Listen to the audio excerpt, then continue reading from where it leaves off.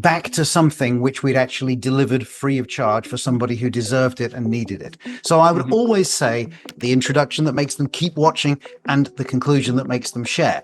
Now, the thing is, so it's important to really work that out. And if there isn't really anything that you could talk about that no one else could talk about better and that the world needs to know, well, maybe you shouldn't really be doing a TED Talk. So folks, you have tuned into TGV and hearty welcome to the Guiding Voice podcast series, the world's only quadrilingual podcast at this moment of recording. And we are trying to embark into multiple languages as we speak. And here we embark on transformative conversations for a better future.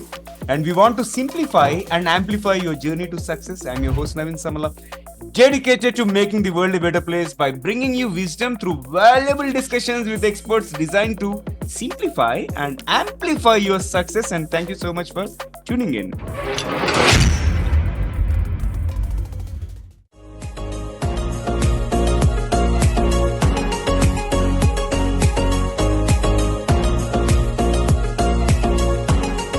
So folks, I'm super excited to present you our guest for today's episode, Phil Waknell, who is a TEDx speaker, speaker coach, and the Chief Inspiration Officer at Ideas on Stage, which is one of the world's leading presentation specialists. Phil is the author of Business Presentation Revolution and has coached hundreds of TEDx and startup speakers across the globe. And with his mission to inspire others, here to share his expertise in crafting powerful presentations and leadership communication. And in fact, it is an honor to have Phil on our podcast. And today we are going to delve into an interesting conversation on the topic at hand, mastering the art of presentations from boardrooms to TEDx stages. But before we get into the topic, here's an exciting twist. As always, let us tickle Phil's brain first. So Phil, get ready for a rapid fire round of random words. I'll mention a few and I would love to hear the first thing that comes to your mind in response without thinking much. If you're ready, let's get started. All right. So here comes my first word, inspiration. Motivation. Connection. Sharing. Message. Key. Oh, awesome. Simplicity. Oh, sophistication. Awesome. And then impact. Memory. Audience. Oh, transformation. Confidence. Belief. Vulnerability. Authenticity. Purpose. Why. Awesome. And here comes the last one, innovation. Originality. Superb. I loved all your responses. And Phil, thank you so much for participating in the first rapid fire round. You heard it right. There is one more rapid fire round toward the end of the episode. So stay tuned. We would like to know more about your personal side in that segment as well. And let me welcome you formally to the show right now. So Phil, hearty welcome to the Guiding Voice. And it's super exciting to have you as a guest. I've gone through your multiple TEDx talks. Those are really, really inspiring. And I learned a lot while preparing for my first ever TEDx talk on October 26, 2024. So excited to have you. And how are you doing today? Doing great, thanks. It's an honor to be here. So thanks for having me on the show. Yeah, pleasure. So let's begin with your guiding voice. Like, share with us, who is your guiding voice? Well, I suppose I have had many. I'm not that young anymore, so I've had plenty of guiding voices. But in terms of being a presentation specialist, I guess I've had two. The first would be Gar Reynolds. He's the author of a fantastic book called Presentation Zen. And when I discovered that book 15 years ago, it completely changed my thoughts about presenting, and I'd strongly recommend anybody to have a read of that. And Gar has become a close friend. We've worked a lot together. We've produced training courses together, and it's really somebody who has guided me and my company ever since we started. And the other guiding voice would have to be my business partner, Pierre Mossa, because I've learned so much from Pierre about presentations, about communication, about business, and certainly wouldn't be where I am today if it hadn't been for being in partnership with Pierre. So there we are. Those are two, for me, very important guiding voices. Awesome. And thank you for sharing about Gar Reynolds as well as your business partner. And I'm going to definitely buy that book. And folks, you will find the link to Presentation Zen book in the show notes as well. And Phil, let's move forward. And I would like to talk. I would like you to talk about your success mantra, as in, please share with us the top 3 things that have contributed to your success so far. Ooh, 3 things that have contributed to success. Well, if I've succeeded so far, I'm not sure. I started my TED talk by saying a lot of people have come on the TED stage because they've succeeded, and I'm here because I've not. Because my mission was to try to get rid of terrible presentations throughout the world, having spent a lot of my career in big businesses and having seen so many bad presentations. So have I actually succeeded? Not yet, no, because there are still lots of bad presentations. But if I've got somewhere over the last 14 years since I've been doing this, I guess it's probably through firstly generosity. And I think a lot of people would like to say, yes, I'm generous. But what actually helped me and my company to start was giving. It wasn't trying to sell things. It was supporting TEDx events. It was supporting startups free of charge and helping them. And then they talk to other people and they see what you do. And then through word of mouth, then the big customers came. It took a couple of years, but I could trace almost everything good that happened to us back to something which we'd actually delivered free of charge for somebody who deserved it and needed it. So I would always say generosity is so important. Don't think, what can I get from this? Think, what can I give? And that is some advice I would give in any circumstance. I guess if there's a second thing, it would have to be passion. Because I don't think in business you get anywhere if you don't really believe in what you're doing. And I really believe in the power of strong communication and the need for most companies or non-governmental organizations and charities to embrace strong communication and get rid of the death by PowerPoint that we've seen far too much. So I really believe that passionately, and I think that has helped a lot. But you asked for 3 things, and I'll leave the most important to last. The third thing is team. I would not have got anywhere without having a great team. So this is one of the key things. We talk a lot about leadership, and I'm sure we'll talk about leadership today. But you can't be a leader if you don't have people following you. You can't be a leader if you don't have a team of people who believe in the same things that you believe in. And I strongly believe that I really wouldn't be anywhere, firstly, without Pierre, who I already mentioned, but also without so many of the other great people who've joined us along the journey with ideas on stage over the last 14 years. So generosity, passion, and a great team. And it is indeed a fortune to have a great team and who are aligned with our mission, and that is going to help us immensely in terms of propelling forward. And thank you for sharing about that. And let's move to the next one. So Phil, you have coached hundreds of leaders across the globe in terms of getting them onto TEDx stage and also presentations, maybe to the VCs and many more forums, right? So I would like to understand from you, what are the 4 key characteristics of leadership communication, and how can aspiring leaders cultivate these skills? Whoa. Okay, this is a great question. This is it's a bit early in the morning for tough questions like this, but let me give you 4 things. Well, I often talk about the 4 S's of leadership communication. I'll talk about a lot of different things, but sometimes it's good to have simply an approach that you can remember with some kind of technique. So here it's 4 S's. The first is sincerity. You cannot be a leader if you are not sincere, because people will see right through you if you are either telling lies, if you're saying something which you're not, or if you're pretending to believe in something which you don't believe in. It's very hard to fake it, and it's extremely hard to fake authenticity. So be sincere, talk about things you believe in, and if you are sincere, people will buy into that. So that's the first thing, sincerity. The second is selflessness. Now, we often think that people will get to the top of an organization and therefore in a what we call a leadership position by being selfish, by being, I'm important, look at me, I'm great, please promote me, nominate me, etc. What happens when you get to the top of an organization or you get near the top is you actually need to let go of that ego.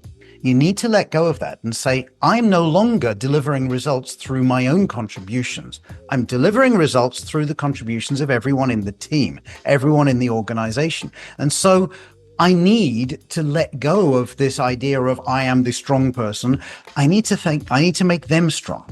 I need to adopt an approach which lets go of my ego and which focuses on them. So be selfless. Focus on other people. And when it comes to communication, that means focusing on your audience. You're not there to present because you are important. You're there to present because your audience is important. So selflessness is definitely the second S. The third is the art of storytelling. And I'm sure we'll talk more about storytelling today. But storytelling is so key. It's not just about telling stories. It's really the art of grabbing people's attention and keeping people's attention. Because if leadership is the art of being followed, well, people won't follow you if they're not really paying attention because you're speaking in a boring way or because you're saying things which don't interest them.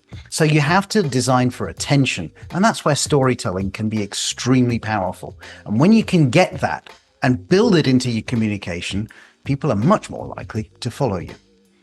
So that's 3 S's so far: sincerity, selflessness, and storytelling. And the fourth is short.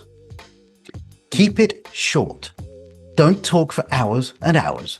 Just say what you need and keep it short. One of the most famous presentations in history was Abraham Lincoln's Gettysburg Address, which lasted less than 3 minutes. Wow. So if you can keep it short, that's so much more powerful. I think it was the great Spanish writer Balthazar Gracian who said, good things, when short, are twice as good. Superb. Very insightful.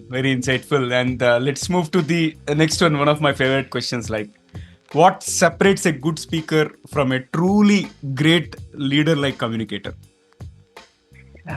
Okay, right. Well, it's partly about what you say and it's partly about how you say it. So in terms of what you say, you really do need to design for attention. And I think this is more and more important nowadays as we see the TikTok generation who is really coming into the workplace, and people will say they have a low attention span. I don't believe that. I believe that people just have a very low tolerance for mediocrity. And that means that if their brain is looking for something interesting and you're not interesting, then they'll be looking for something better to do instead. So it's very important that whenever you're communicating as a leader, that whatever you say is more interesting than anything else they could think of. So you have to design for attention. You plan your talk so that every few minutes you are resetting their attention somehow.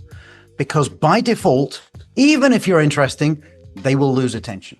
So that's a really important thing. I often use the idea of an hourglass. Right? Like a sand timer. You imagine that the sand in the hourglass is like the attention of the audience. And sooner or later, it's going to run out. And it's not up to them to make the effort to listen. It's up to you to make the effort to be worth listening to. So reset their attention regularly with an analogy like that hourglass, or with a question, or with something surprising or something that's going to reset their attention. So that's absolutely key. And then the second part, if there's what you say, the second thing is how you say it. So what separates a good speaker from a great speaker? So I won't talk about, not speaking in a monotonous voice, because a good speaker won't do that. But where I can find a speaker and work with them to make them really more powerful, it often means slowing down. You can speak very well and very clearly, but still speaking rather quickly, and therefore leaving hardly any gaps between the sentences. And rarely you have long sentences, and every sentence ends with an upward inflection. And therefore you think that it's actually going to carry on. And because you feel like you actually do carry on, and it ends up being a very long sentence. But leaders don't speak that way. Leaders will speak calmly, in an assured way, and leave good pauses, which gives us the opportunity to think about what they've said. Yeah. So slowing down and leaving good pauses are definitely what makes a big difference between a good and a great communicator. Yeah. As we speak, I'm reflecting on certain talks. In fact, where I have goofed up and all, I think this is a great learning opportunity for me as well. And wonderful insight so far. And let's move to the next one. So you have coached again hundreds of TEDx speakers, right? So what is the key to standing out on a TEDx stage? You could say wear an orange shirt. That would work, wouldn't it? But actually, no. Even in my own TEDx talk, I did not wear my usual orange shirt because I'm on a red carpet with a red background and black. And unfortunately, while orange and black go very well, orange and red don't go very well together. So I will not say wear an orange shirt. You might stand out for the wrong reasons. So let's have a think. What would make us stand out? Now, I always say with a TED Talk, there are 3 key moments that you've got to succeed. Mm-hmm. The first is you've got to have a title that makes people want to click on it. And you might be thinking, hold on, we're talking about an online audience here. Well, yes, but if we think about a TED Talk, you've just done one. You had a few hundred people in the room? Well, you could have a few 100,000 or a few million people watching the talk online. So the biggest part of the audience wasn't there. They're online and they could choose to click to watch your talk or not. So if they don't click, doesn't matter how good the talk is. So you've got to have a title that will make them want to click. That's good, but it's not good enough. Second key success factor, you have to have an introduction that makes them want to watching. Because how many times do you watch a video on YouTube or other sites are available? How many times do you start watching a video online and you get half a minute or a minute into it and then yeah, it's not so interesting, but there's an interesting link up there in the corner. Maybe I could click on that because there's all these other links which are next to it as well. And you think, I haven't seen that talk. This one's not so good. That one might be better. And so you start the talk, but you don't finish it. Don't let that happen. So always make sure that somewhere within the first 30 to 40 seconds that you're giving them some kind of promise. It doesn't need to be something that you obviously say, but they should be able to answer the question in their own minds. If I keep watching this talk to the end, this is what I will get out of it. Yeah. So they need to have that idea that it will be worth their time to watch the rest of it. So that's the second key thing. And then the third key thing is the conclusion.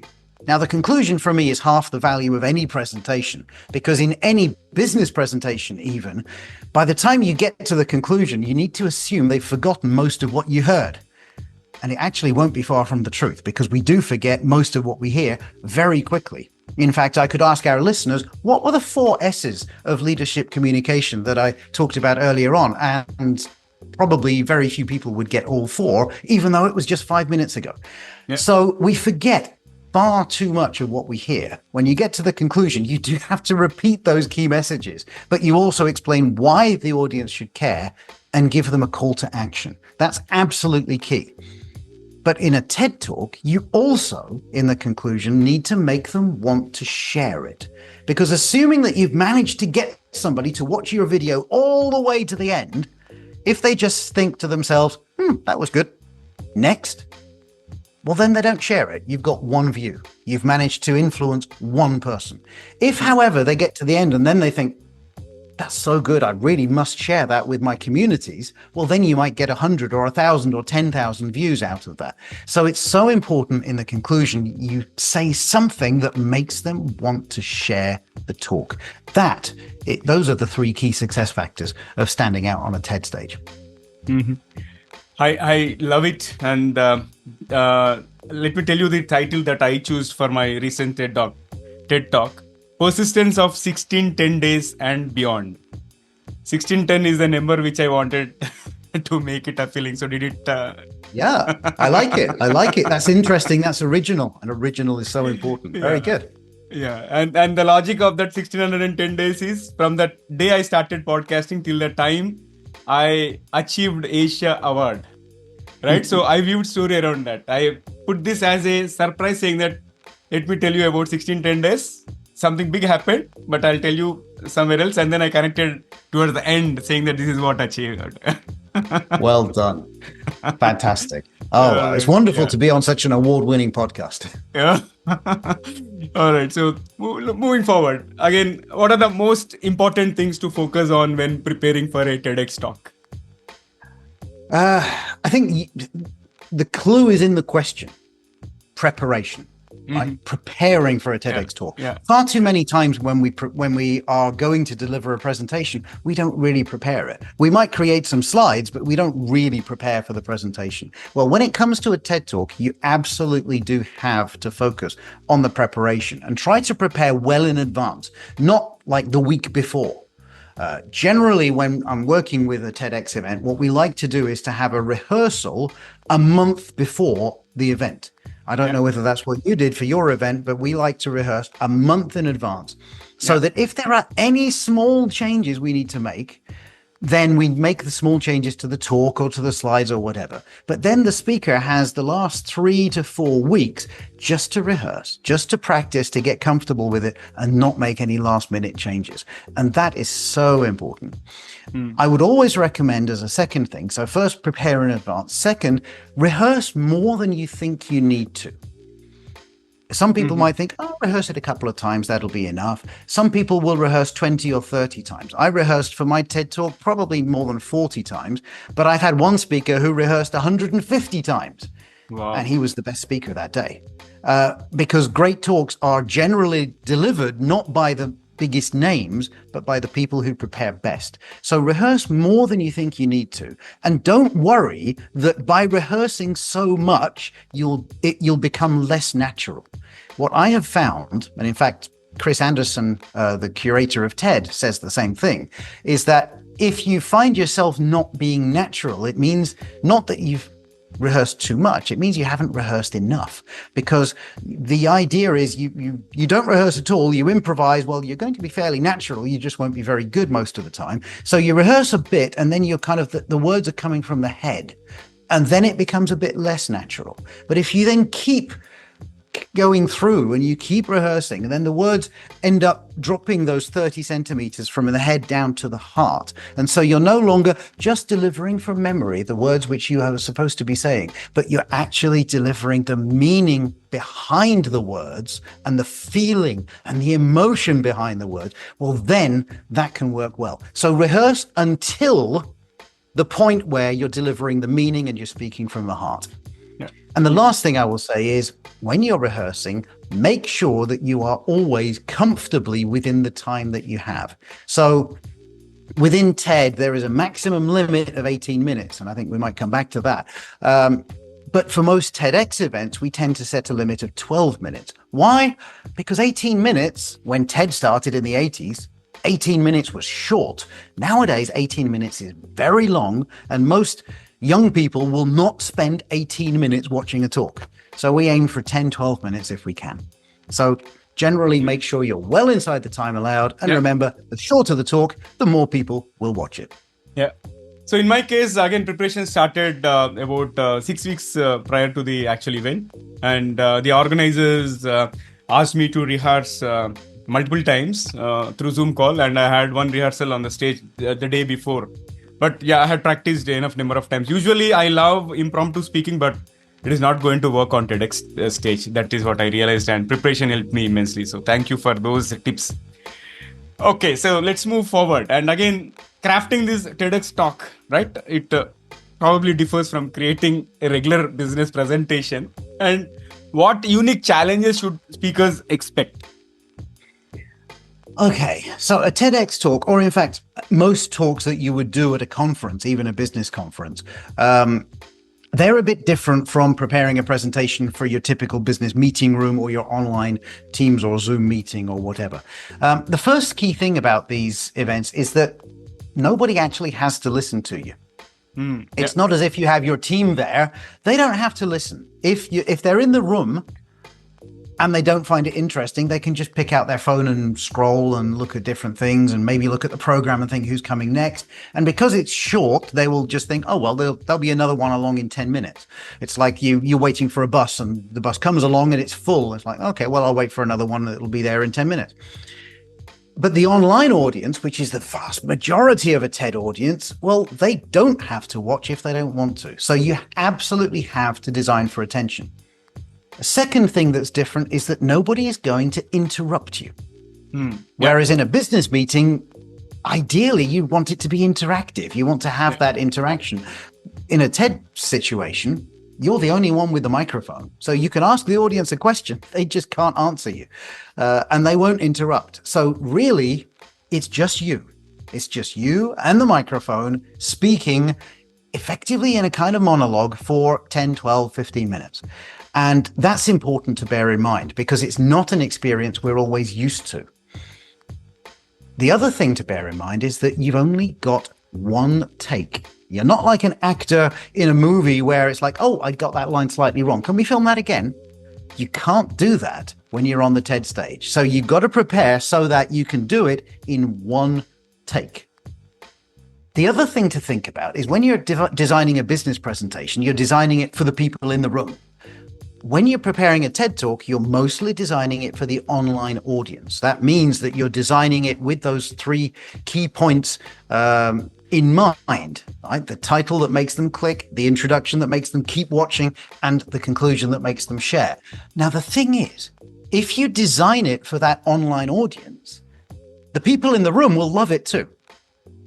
So always focus on who is my real audience, and the real audience is the one that's online. Now, I just said that works for the room. It works for the people who are there live, even though they're the only ones who can clap. So you do need to make them want to clap. But the thing is, if you apply these kind of ideas to business presentations, well, in many cases, they'll work as well. Give them an introduction that makes them want to keep listening. Give them a strong conclusion that perhaps makes them not want to share, but makes them want to act. Those are important things, and design for attention throughout. If you can do that in a boardroom presentation, it certainly can work. And most of the talks I work on are actually boardroom or senior executive presentations rather than TED Talks, but the same recipe will work. Superb. I love the idea that you have to prepare for online and it is suitable for the room as well. And also once you incorporate all these things, these are applicable to business presentations as well. So it is like one shot and two birds. Amazing. Yeah. Okay. And Phil, many TEDx talks, right? They have a big idea. And how does a speaker identify and sharpen their core message that they want to convey to make it TED worthy? Right. Well, in terms of identifying the message, I would tend to imagine, if you will, like a Venn diagram, right? Like a series of circles that overlap with each other. Yeah. Now, one of those circles is going to be things I could talk about. The second thing would be things the world needs to hear. Yeah. And then the third circle would be things other people could talk about better than me. Yeah. And so what you don't want is to be right in the middle of those. What you want is to be in the overlapping segment between things that I could talk about, things the world needs to hear, but not things that other people could speak about better than me. It needs to be something that really only you could share, or that you are the most appropriate person to talk about it. Last year, I worked with a great astrophysicist, for example. He was talking about mapping the galaxies, mapping the universe, etc. And it turns out he was one of the brains behind the Euclid telescope, which was just launched last year, in fact, on the same day as the TEDx, and which has now delivered some of the most amazing, detailed mapping of billions of galaxies. He was authentic. He was able to talk about that. He was credible about it. So it's important to really work that out. And if there isn't really anything that you could talk about that no one else could talk about better and that the world needs to know, well, maybe you shouldn't really be doing a TED Talk. Sometimes it's like I say to a startup entrepreneur, have you got some magic to show to an investor? Because if you haven't, come back when you have. There's no point using up your opportunity to speak to the investor if you haven't got anything amazing to show yet. Don't use up your all of your ammunition at the time when you're not ready to shoot. So this is important. Work on something that's really special for the audience. Mm-hmm. The second, then you asked about how do you sharpen that message? Well, the really big thing there is when you talk about a lot of TED Talks have a big idea. The key word isn't really there. It's they have one big idea. Mm-hmm. And so really try to focus on just one key idea. When Dan Pink did his talk, for example, about, I think it was at TED Global, I think it was in Oxford, he gave a talk based on his book Drive about motivation. And he had one big idea, which is that the kind of bonus type incentives that we give to people don't work and in fact are counterproductive for creative people. And that was one big idea, and he used his 18 minutes to talk about that big idea and demonstrate it. I was working a few years ago with a wonderful political science lecturer called Alberto Alemano. And Alberto, we were brainstorming on ideas, and you know what? We came up with too much for one talk. And I said to him, look, you could try to fit these together, but they don't really fit together. It would make a great talk, but it would be better if it were two talks. So he actually developed one of them for the TEDx that he was speaking at there, and then he delivered the other one at a different TEDx in a different country a couple of months later. And it's so much better to focus, to just say, I have one big idea and I'm going to deliver that in a great way.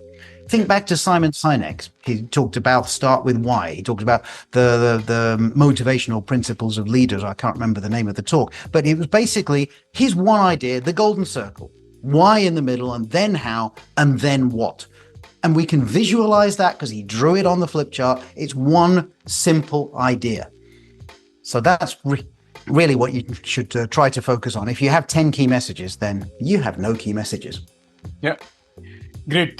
Amazing thoughts. And let's move to the next one. So, Phil, storytelling is at the front seat, I would say, right? In every conversation, be it business conversation or anywhere you go, people started telling stories and it has become very, very important these days. So, I would like to hear from you how this storytelling can enhance a business presentation and what elements make for a compelling story in a corporate context. Okay. Well, storytelling means many different things to many different people. For me, storytelling is far more than just telling stories. Storytelling, it's using the art of the writer or the screenwriter or the dramatist to capture people's attention, keep people's attention, and deliver messages in a memorable way, knowing that people will forget most of what you say very quickly. It's up to you to find ways to communicate it memorably. So we can think about three key aspects of storytelling when it comes to typical business or TED presentations. You start with the structure.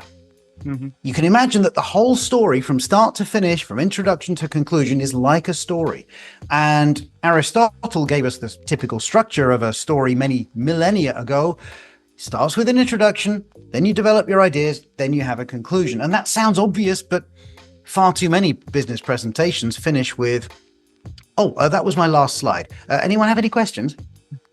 And that's not a conclusion, because you've really got to repeat those key messages, explain why they should care, and give them a call to action. So the conclusion is important. But of course, you can structure the presentation in different ways and try to build in some contrast in there in terms of what is and what could be, as Nancy Duarte talks about. You could talk about, this is how things should be, but this is how things are. And this is why, therefore, here's my solution. And the whole point of the first part is it makes people want to listen to the solution. So you can use structure to channel people's attention and keep people's attention. And that is part of the art of storytelling. Within those, like that macro story, you can then put micro stories, or we can call them anecdotes, for example. Concrete examples. Now, in a business presentation, you're not going to be talking about, I was at school the other day and blah, blah. You're going to use a real business example which speaks to the audience. So something that they can relate to. And that story should have three key aspects. In fact, no, 3 + 1. And that makes up what I call CARS. Context, actions, results. Context, what was the situation at the beginning of the story, at the beginning of what happened, right? The typical business situation. Actions, what happened? Now, it's pretty obvious. When we think about a story, we generally talk about what happened. We don't always talk about the context, because that actually can make a big difference to the meaning of those actions. Why did we do that? I don't understand. I didn't get the context.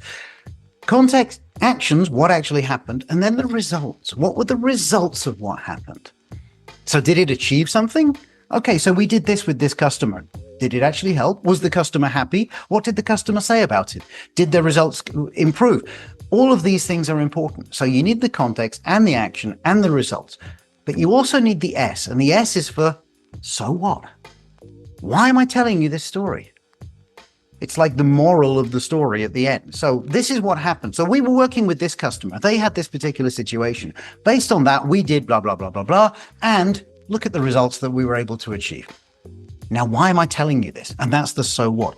And the so what could be, for example, so given that you're in a similar situation to they were in, we believe that a similar solution could work for you. Something like that. So context, actions, results, so what? And then the third and final aspect of storytelling that I'd really love to talk about is chocolate chips. Now, you're probably thinking, what? Chocolate chips? Where did that come from? Well, think about cookies, right? Typical biscuits. You think about a nice cookie. We like cookies. Yes, we like cookies. But do we like cookies better with chocolate chips? Generally, yes, we do. So that if you imagine your presentation is like a cookie, then the chocolate chips are all of the things that you build into it that make people pay more attention, that turns over the hourglass of their attention, to use my analogy from earlier on. And that can be an analogy like the hourglass or like the chocolate chips. It could be a video. It could be asking them a question. It could be telling them a story, giving them an anecdote, anything, but you design it for that. And in a face-to-face meeting, you make sure there's a chocolate chip at least every 10 minutes so they keep listening. In an online meeting, every 3 minutes to make sure they keep listening. And that is how you can use storytelling to make sure that people are listening to your business presentation. Fabulous. I'm glad I've also included the chocolate chips in the form of tiny 30-second videos in my TED Talk. So this has been an enlightening conversation, and with a lot of key takeaways, and which will enhance people's communication skills and also especially the presentation skills in board meetings and also TEDx talk. And let us move to my next one, Phil. What is the single most important element that can make or break a business presentation? Well, the answer to that one, Naveen, is very simple. Preparation. Preparation is key, right? If you fail your preparation, you'll fail your presentation. And the problem with far too many business presentations is that we don't prepare them. Sometimes we'll prepare some slides, but then what do? We get into the meeting room, we connect up the computer, we show some stuff on the screen, we read it, and then we improvise. Whereas the number one thing that people say they hate about presentations is when the speaker is reading their slides. So if you're going to use slides just as your cue card to make people, well, it doesn't make people enjoy it. They'll read it, but they won't listen, because human beings can't read one thing while listening to another. However, they can also read faster than you can speak. So they'll get to the bottom of your slide and wait for you to catch up, except they won't wait. They'll be, oh, right, well, when's this guy going to catch up? Well, maybe there's something. Let me just catch up on my email. And so you see people in business meetings with their computer open. Well, they're not paying attention. They might be typing, but they're probably not taking notes. Right. They're doing email because you're so boring. So you've got to prepare properly. My colleague Andrea Pacini likes to say, if you don't rehearse it properly, then in fact, on the big day in front of your real audience, that's when you're rehearsing. And it doesn't work well. So always take time to practice. I see far too many business presenters who will use every last second to try to touch up their slides, but don't take the time to rehearse and run through their presentation at least once so they have an idea of what they're going to say and they can improve it. Preparation is the key. Yeah. Wonderful. And this has been incredible conversation so far. And Phil, it's time for us to add some more spice and excitement to the episode. If you're ready, let's get started with the second rapid fire round. Okay. This is your own version of chocolate chips, right? Exactly. Exactly. And here comes my first bullet. If you could have one gigantic billboard anywhere with anything on it, what would it say? Be kind. Wow, so that's powerful. Just 2 words. So powerful. And can you describe yourself in just one word? I'd like to think generous. Mm-hmm. And your favorite TEDx talk of all time? I'm really curious. The one I always come back to is the one that made me think, wow, at the beginning of my journey as a presentation specialist, Hans Rosling, when talking at TED India. Mm-hmm. I thought that was just amazing. Amazing. I'm going to watch that. And one word to describe the perfect presentation. I usually have 5 words, but if I had to choose one, enjoyable. Mm-hmm. And most inspiring speaker you have ever worked with? Oh, gosh. Now, this is where, having done this for so long and having worked with thousands of speakers, it's not so easy. But this is supposed to be rapid fire. So a wonderful lady called Pavi Mehta. Mm-hmm. More than 10 years ago, she was just amazing. Awesome. And one tip for overcoming stage fright? Visualize success. Too many people visualize failure. What would go wrong? Visualize success. Visualize them clapping. Makes such a difference. You know, the first 30 seconds when I was entering onto the stage, right? Initially, butterflies started creeping in my tummy, and I was just visualizing, assuming that people will clap me multiple times during the talk. And I ended up getting clapped 3 times in the presentation. Wow. Congratulations. That's wonderful. Thank you. Is that because they were hoping you'd finished? Oh, he's finished. Oh, no, he hasn't finished. Oh, no, he's finished this time. No, I'm only kidding. I'm sure it was fantastic. That's a good one. When I was doing my TED talk, actually, I got an applause, not in the middle, but near the end of the talk. And the host thought that I'd finished, and so she walked on the stage, and I'm like, no, not finished yet. So they cut that piece out. But it does happen. Okay, anyway, this is supposed to be the rapid fire, so come on, let's stay focused. So biggest pet peeve in presentations? I already said it. No conclusion. Mm-hmm. And a book every presenter should read? I already said that one too. Presentation Zen by Gar Reynolds. Mm-hmm. And one quality every leader must have?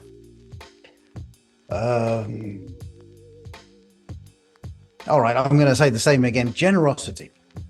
Awesome. Definitely. Here comes the last one. Yeah, here comes the last one, Phil. What is one electronic gadget that you'd like to see or invent yourself? Oh, crikey. Well, I suppose thinking about it as a presentation specialist, what I would love would be an automatic gadget that would stop people from saying, because far too many people will say, in the middle of their presentation, and it gets so annoying and reduces their credibility. So something that would just suppress that completely would be wonderful. Superb. I love it. And after that amazing, mesmerizing second rapid fire, let's flip back to the mainstream. So Phil, what advice would you give to someone facing stage fright or imposter syndrome when preparing for a high stakes talk like TEDx? Well, when the stakes are high, get help. This is really important. Now, I don't know if you've ever done a parachute jump, Not But if you ever decide that you want to do a parachute jump because you don't like living enough or whatever it might be, but if you're going to do a parachute jump, the first time you're not going to do it on your own. You'll be doing it in tandem with somebody who knows what they're doing so that you feel comfortable and they can make sure that nothing bad happens. It's the same when speaking on an important stage, boardroom presentation or a TED stage or whatever. Get help from somebody who's been there, who knows what it's like and can help. So when you see all of these great speakers on YouTube or speaking at an Apple conference or on a TED stage or whatever, just understand they didn't do it on their own. They prepared that talk. They wrote it with the help of a specialist. They prepared themselves with the help of a specialist presentation coach. And they were kind of like the actor in a movie. The actor doesn't do it on their own. There's a screenwriter and there's a director there who are helping them. So get help. Don't do it on your own, because otherwise you might succeed, but you're not giving yourself the best chance. And remember, the best talks are not given by the most famous people. They're given by those who prepare best and those who are there because they care about the audience. So the last thing I would say is, because you asked about stage fright or imposter syndrome, if you say to yourself, I'm not here anyway because I'm important, I'm here because the audience is important. And even if you somehow believe, if you have this imposter syndrome and you believe I'm not worthy of being here, you can at least believe my audience is worthy of being there and they are worthy of hearing this message. And I'm just there to give them that message. Oh. Fabulous insights. And Phil, I thoroughly enjoyed the conversation. It was a pleasure having you on the show. And thank you for being so generous and accepting my invite. I really appreciate it and looking forward to having many more conversations in future. And how is your experience being hosted on TGV, the Guiding Voice? I think it's fantastic. I love your energy. I think it's really great, well structured. I hope it's been interesting for the audience, but I've certainly loved it. So that's one of the great tests. If you enjoy your presentation, then the audience has a chance of enjoying it too. And I've certainly enjoyed being your guest. So thank you for having me. Wonderful. Thank you so much. And all right, so friends, that was our episode with Phil Waknell. And before we jump into the fun trivia section, we have a quick request. In case if you haven't already subscribed to TGV, please subscribe so that you can stay updated on new episodes. And also, if you've enjoyed the conversation, please share with at least 3 of your friends or colleagues who'd also like TGV, the Guiding Voice. All right, now let's cruise into the trivia segment. Having had amazing conversation with Phil Waknell, who is a multi-time TEDx speaker with multiple million views and having coached hundreds of TEDx speakers as well as CXOs across the globe, I thought I would present you few interesting and lesser known as well as surprising facts about TED Talks. TED Talks are not paid, and despite the massive global exposure, TED speakers do not receive payment for their talks. And TED's philosophy is that speakers should share ideas freely and not for compensation. However, speakers do receive top-tier coaching, exposure, and the opportunity to spread their message to millions of viewers across the globe. Second fact is about the 18-minute rule. You must be wondering why this 18-minute, right? It is actually based on neuroscience. TEDx talks are famously limited to 18 minutes, and this isn't arbitrary. TEDx curators believe 18 minutes is long enough to dive into a topic while being short enough to hold people's attention. And research shows that this is an ideal time frame to prevent cognitive backlog and audience fatigue. And as Phil mentioned, I think this time might shrink in future because the audience attention span have been shrinking. And we are in the interesting times. We have to look out for what is going to happen. And third, but not the last but not the least one is speakers can't sell or promote anything. TED strictly prohibits speakers from selling or promoting a product or company or even themselves directly in their talks. The focus must solely be on sharing ideas, and this rule helps maintain TED's reputation for being about ideas change everything rather than a platform for self-promotion. So folks, that's it from my side from the trivia perspective. Now I would love to hear from you. What is the favorite TED Talks that you have come across? Do share with me. And that's it for today. Thank you so much for tuning in and also for being part of our awesome TGV family. Until next time, take care, stay inspired. And remember, the best is yet to come. Goodbye for now. See you in the next episode with another amazing guest. Take care. Love you all.